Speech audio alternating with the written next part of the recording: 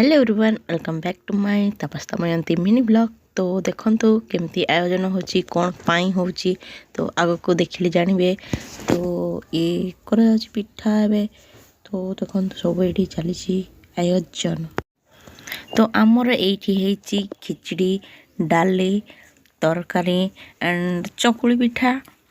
तो सबकिछि हेची। तो एमान को मु डाकली खाई तो एमाने एते शीघ्र आछंती जे देखंतु मु दुई थर डाकी आसली जाकी एमाने जाइछंती देखंतु मु खाइबा पई डाकुजी एते लेट करछंती से माने। तो खाइला को केमिति लाज करछंती देखंतु। तो मु से माने को खाइबा को देकी मु भी निजे खाई देली काहे ना मु पंचायत जेतली खाई नथिली सेतवे मु भी निजे खाई देकी।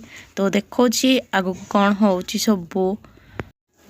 तो नानी आसी आज आम मंगलती खाई। तो सेठी सब कौन पूजा होची मु तो किसी जानिनी।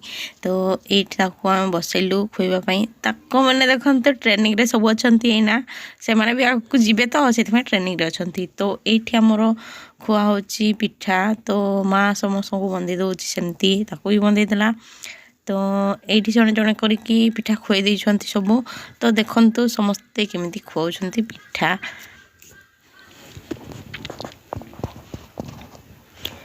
तो आपण को आड़े जाई कि मामू घरे खाती कि नहीं मंगलती तो कमेंट करके मते कहबे। तो वीडियोटी भल लगी लाइक करबे शेयर करबे एंड सब्सक्राइब करबे।